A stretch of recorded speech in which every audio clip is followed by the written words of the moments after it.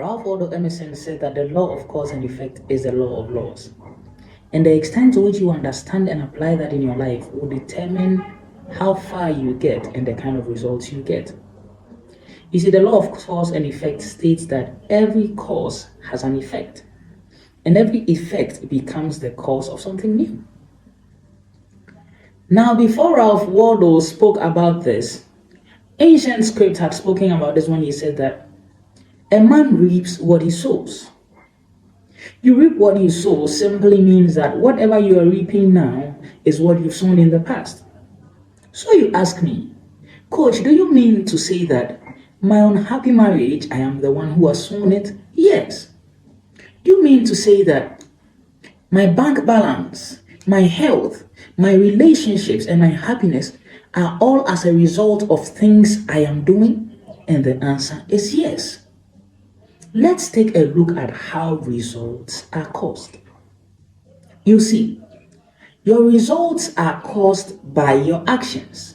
So when you act in a certain way, you understand that it is going to give you a certain result.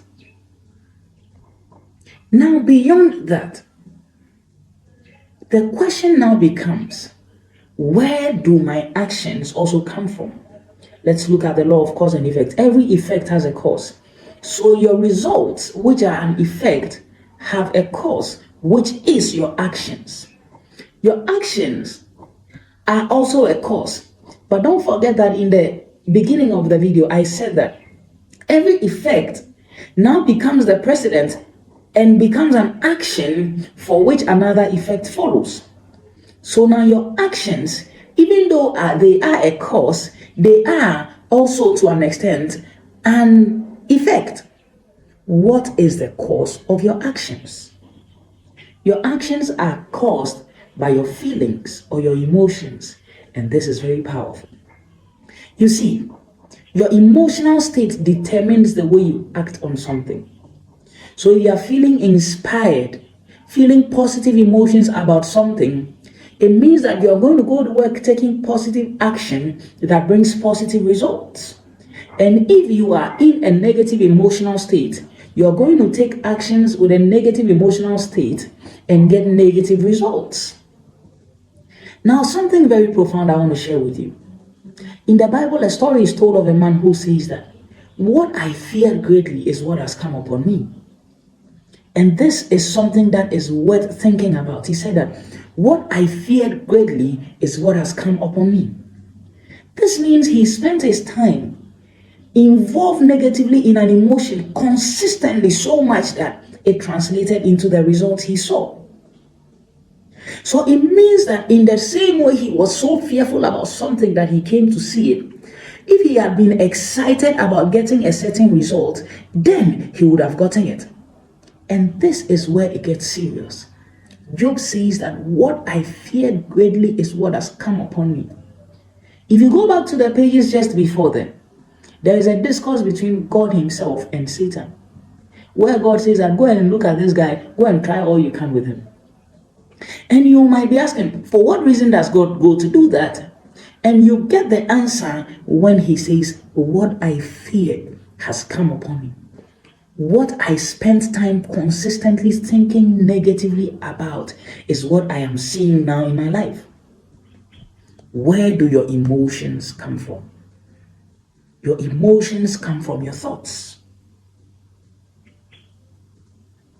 Your thoughts lead to your feelings or your emotions, which lead to your actions, which then lead to your results. So what you are thinking, what you spend your time thinking, is responsible for what creates your inner state or your emotional state. And it's very important that you do not spend time thinking about the things you fear, but instead you think about the things that put you in a positive emotional state. It means that the guy who got what he had greatly feared could simply have gotten very excited about something, and that would have happened for him as well. What are you thinking about today? Are you spending your time worrying about all the things that would happen?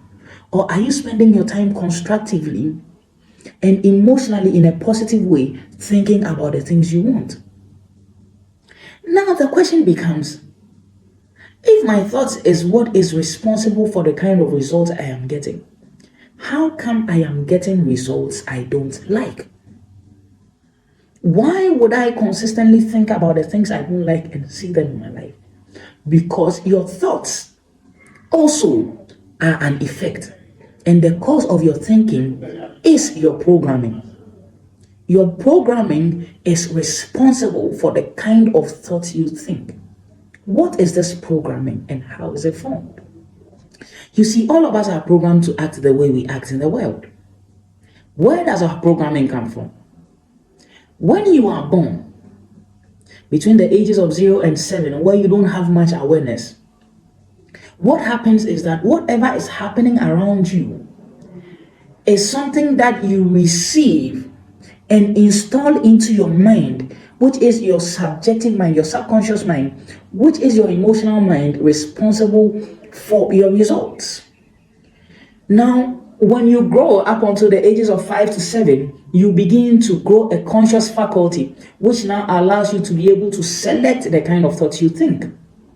But between the ages of 0 and 7, whatever thinking and actions are going on around you, you pick them up without question because you don't have a conscious faculty that allows you to question them as such.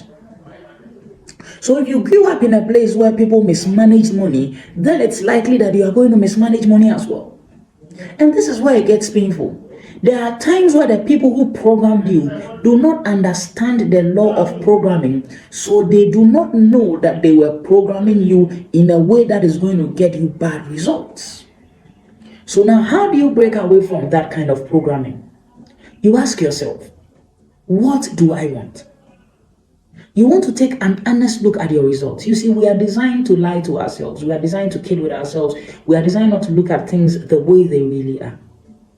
But the beginning of your liberation is to ask yourself, take an honest look at the kind of results you are getting right now and say, what kind of results am I getting? Are these the kind of results I want? Number one.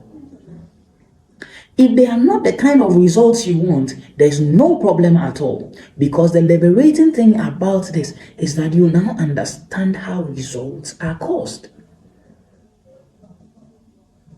You understand that thinking leads to feelings, which lead to action, which leads to results.